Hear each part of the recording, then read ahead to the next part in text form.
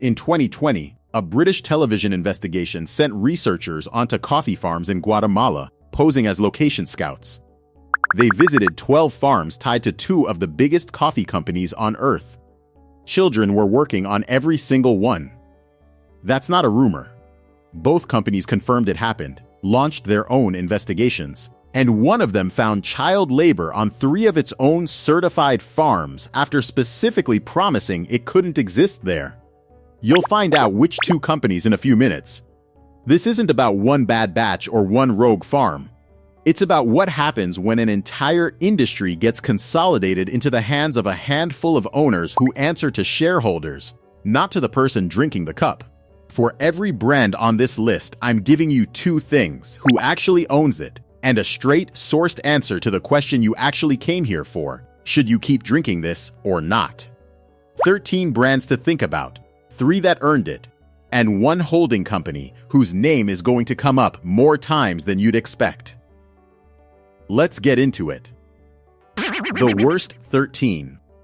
Number 13. Starbucks. Starbucks controls roughly half the US coffee shop market, built on a promise of ethical sourcing backed by its own CAFE Practices certification program. In March 2020, Channel 4's Dispatches investigation found children working on coffee farms supplying both Starbucks and Nespresso in Guatemala farms that had been verified under Starbucks' own ethical sourcing standards the year before. Starbucks confirmed it had stopped buying from the specific farms in question and called its standards the most comprehensive in the coffee industry. That's the same standard that missed this. Should you drink it? The plain brewed coffee isn't the problem. A grande runs 310 to 330 milligrams of caffeine. Strong but normal, and the WHO's own research arm found no credible cancer link to coffee itself. The sugar is where it gets ugly. Seasonal specialty drinks have repeatedly tested north of 50 grams of sugar, more than double the daily limit the American Heart Association recommends for women. And, if you order decaf, Starbucks has confirmed methylene chloride, an EPA-classified carcinogen in industrial use, capped by the FDA at 10 parts per million in food, is its primary decaffeination method. Ask for the Swiss water process option instead if that concerns you. Verdict: black coffee, fine. Syrup drinks, a treat. Decaf, ask which process. Number 12. Nespresso. Nespresso was named in that same 2020 investigation.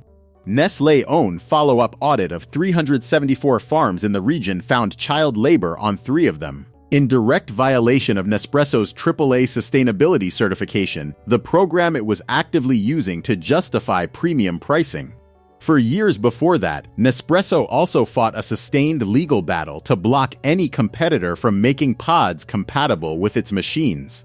And the eco-conscious aluminum pod pitch has a gap. Publicly available recycling rate estimates for Nespresso capsules sit around 29%, meaning most used pods still end up in a landfill. Should you drink it? In the cup, little to worry about. A standard capsule delivers 50 to 80 milligrams of caffeine, about 1 espresso shot, at roughly 1 to 2 calories. This isn't a health call. It's an ethics call. Nestlé's own audit confirmed a child labor problem in this supply chain as recently as 2020. Number 11. Keurig, Green Mountain. In September 2024, the SEC charged Keurig Dr. Pepper with making misleading statements about K-Cup recyclability, and the company agreed to pay a $1.5 million penalty. The SEC's finding was specific. Keurig told investors its pods could be effectively recycled, while leaving out that 2 of the country's largest recycling companies had told Keurig directly they didn't intend to accept the pods. That's a federal regulator's own finding, backed by a signed settlement, not a blog accusation. Should you drink it? Nothing in the pod is uniquely dangerous. Caffeine runs 75 to 150 milligrams per cup, ordinary range. The problem is financial. A K-Cup costs 50 cents to $1 versus roughly a dime for the same coffee brewed normally. Up to 10 times the price for a recyclability claim the company itself misled investors about. Number 10. Jab Holdings Coffee Empire, Peet's, Caribou, Intelligentsia, and Stumptown. Here's the one most people have never heard, and it's bigger than it looks. Peet's Coffee, Caribou Coffee, Intelligentsia, and Stumptown, 4 brands that market themselves as completely separate, independent, even rival companies, are all owned by the same parent, Jab Holding, a Luxembourg-based investment firm controlled by Germany's Raymond family. Peet's bought Caribou in 2012, then bought Intelligentsia and Stumptown in 2015. In 2019, German researchers commissioned by the family itself confirmed that the Raymonds' World War II-era ancestors were enthusiastic Nazi Party supporters who used forced labor in their factories.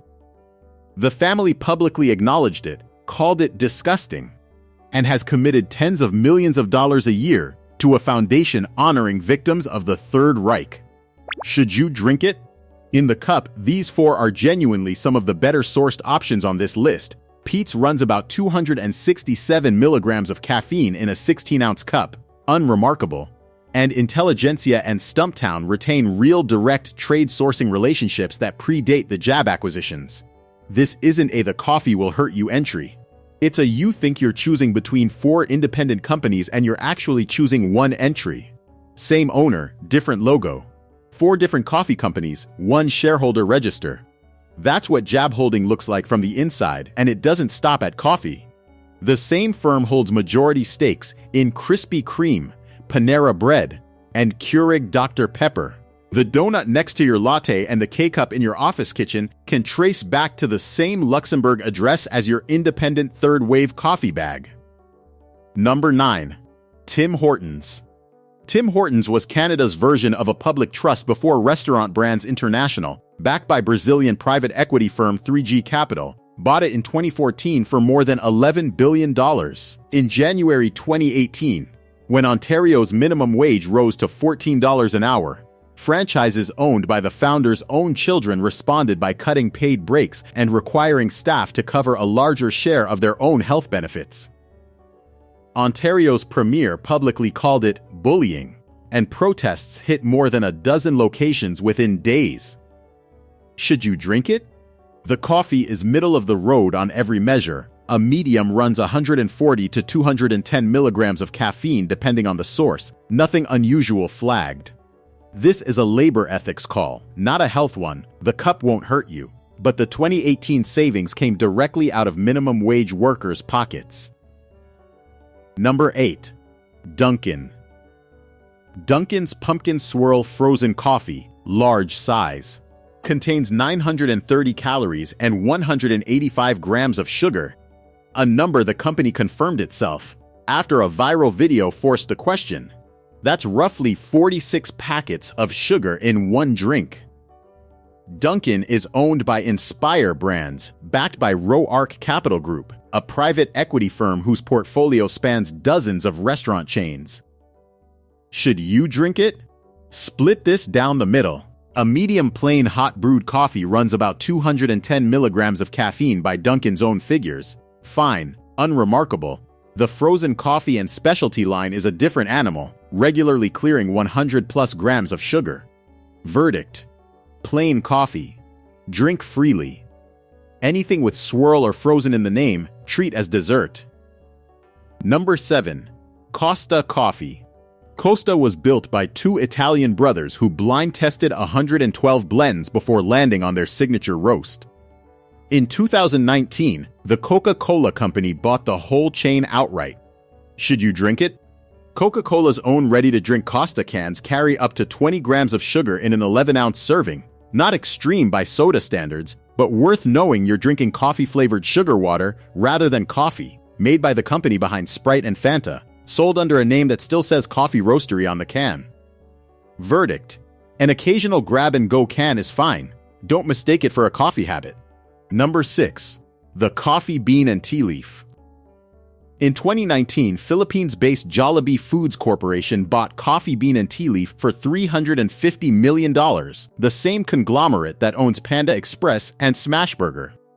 Under new ownership, the chain store count actually shrank from 1,189 locations down to just over 1,000 within 2 years, before slowly recovering. Should you drink it? There's no specific contamination or additive red flag documented here, beyond the ordinary caffeine and sugar math of any coffeehouse drink you customize. This is a your money is funding a conglomerate juggling an entirely unrelated fried chicken business, not a coffee company entry rather than a this will hurt you entry. Number 5. Blue Bottle Coffee. Blue Bottle spent years as the face of third-wave coffee, single origin beans, the kind of caf where staff could tell you which farm your coffee came from. In 2017, Nestlé bought a majority stake. Should you drink it? Genuinely, this is one of the more defensible cups on the worst half of this list. Minimal additives, quality-forward sourcing that's largely held up post-acquisition, and no specific safety findings against it. The caveat is purely about where your money ends up. A company with a long track record of global sourcing controversies now profits from every cup. Number 4. Philz Coffee. Phil Jaber's original San Francisco shop spent 2 decades as the feel-good, founder-run counterexample to chain coffee, custom blending each cup by hand. In 2025, private equity firm Freeman Spogli bought Philz for an undisclosed sum. Should you drink it? The classic drip blends remain straightforward, no red flags. Where the sugar creeps in is the flavored specialty menu. Drinks like the mint mojito coffee are built with real cane sugar syrup, not artificial sweetener, which is better than some alternatives but still real added sugar per cup. Verdict: order it black or lightly sweetened and it's a solid cup. The signature sweetened blends add up fast if you're having them daily. Number 3. La Colombe. La Colombe built its name on direct trade-farmer relationships and more transparency than most specialty roasters. In 2023, yogurt company Chobani took a majority stake. Should you drink it? The canned draft latte line uses real dairy rather than powdered creamer substitutes, which is a genuine point in its favor nutritionally compared to a lot of RTD canned coffee. Though like any milk-based canned coffee, check the label for added sugar per can before making it a daily habit. The ownership shift to Chobani doesn't change what's in the can, it changes who profits from it. Number 2. Black Rifle Coffee. Black Rifle built its identity on America's coffee branding and flag packaging. On November 3, 2025, 2 consumers filed a federal class action alleging that's false. The complaint states the company sources and processes its beans entirely outside the U.S., and that in-house counsel responded to a pre-lawsuit settlement letter with one word: no. 3 months later, the NYSE flagged Black Rifle for trading below $1 for 30 straight days, down 73% for the year to 73 cents a share from a 2022 high near $34. The company regained compliance by May 2026. Should you drink it? Nothing in the cup itself is flagged. This is purely a know what you're paying for call, a patriotism premium on beans that, per the lawsuit, never touched U.S. soil. Number 1. Death Wish Coffee. The name is the pitch. A standard 12-ounce cup contains somewhere around 650 to 700 milligrams of caffeine, nearly double the FDA's daily safe maximum of 400 milligrams in one cup before your day starts.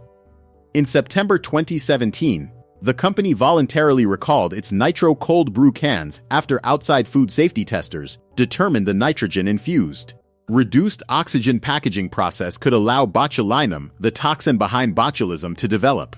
No illnesses were ever reported, and the company pulled the product itself rather than wait for the FDA to force it. Should you drink it?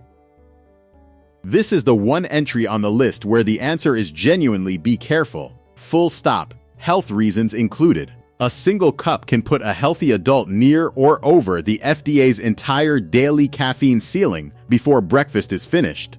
That's not marketing hype. That's arithmetic against a federal safety guideline.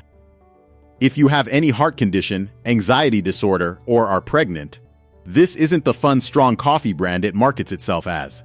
For anyone else, treat it like a shot of liquor, not a regular cup of coffee, occasional, measured, never as your daily driver. If you've made it this far, tell me which one surprised you most in the comments. I read every one. Subscribe because this list keeps growing. what real testing actually found. Before the safe picks, one honest note. A 2025 Clean Label Project study tested 57 coffee products from 45 top brands for heavy metals, pesticides, glyphosate, and acrylamide. Contrary to what a lot of viral coffee videos claim, dark roast wasn't the worst offender. Medium roasts actually showed the highest acrylamide, from time spent at high roasting temperatures. And the researchers' own conclusion wasn't coffee is dangerous, it was that coffee is one of the cleanest product categories they've tested. On decaf, a separate Clean Label Project test of 17 decaf brands detected methylene chloride, an EPA-classified carcinogen, in 7 of them. The FDA caps it at 10 parts per million and calls the risk negligible. Advocacy groups disagree and want it banned outright. If you'd rather skip the argument, look for Swiss water process or solvent-free on the label. Water and charcoal filtration only, no chemical solvent. The real story here isn't poison in your cup. It's who owns the cup, and what trade-off they decided was acceptable to get it to you cheap. The ones that earned it. Equal exchange. Founded in 1986 as a worker-owned cooperative, the highest-paid worker can't earn more than 5 times the lowest-paid one. Trades directly with 40-plus small farmer cooperatives across Latin America, Africa, and Asia. Every coffee product is USDA certified organic. Should you drink it? Yes, without much reservation, organic certification means meaningfully lower pesticide exposure. And there's no ownership entanglement to weigh. Honest caveat, it's a niche brand, not built for mass convenience, and costs more. Biggby Coffee. Founded 1995, still privately run by co-founders Bob Fish and his wife Michelle, who personally source from the farmers they buy from. Should you drink it? Nothing flagged against the coffee, and the ownership story is clean. Caveat, it's a franchise system, so quality still varies store to store. Dutch Bros started as a single espresso cart in Grants Pass, Oregon. For its first 15 years, only sold franchises to employees who'd worked the window. Should you drink it? The coffee menu is unremarkable and fine. The real caveat is the Rebel energy drink line, much higher caffeine and sugar, a different product entirely from the coffee. On ownership, Dutch Bros went public in 2021. But founder Travis Boersma retains supervoting shares that preserve founder control even with institutional money in the mix. None of these 3 trace back to a Luxembourg holding company or a private equity exit timeline. They answer to a name that's actually on the building. 13 brands and the same handful of owners kept showing up. Jab Holding, RoArc Capital, 3G Capital, Nestlé, Coca-Cola, Jollibee, Chobani. That's what happens when small founder-built coffee companies become attractive to people who were never in the coffee business. They were in the returns business. And coffee happened to be for sale. Separate from ownership, here's the actual health takeaway. For most people, most of these cups won't hurt you. The caffeine numbers mostly sit in a normal range. Coffee itself isn't linked to cancer risk by the WHO's own research, and the real decisions come down to what you add. Sugar syrup, whipped cream. A 700 milligram outlier like Death Wish, not the base cup. Ownership and health are 2 separate questions. Now you have real numbers for both. Most people in line this morning have no idea any of this sits behind their order. Now you do. Next week, new product and the ownership chart behind your favorite sustainable label is going to change how you shop. Subscribe if you haven't. You'll want to be here for that one.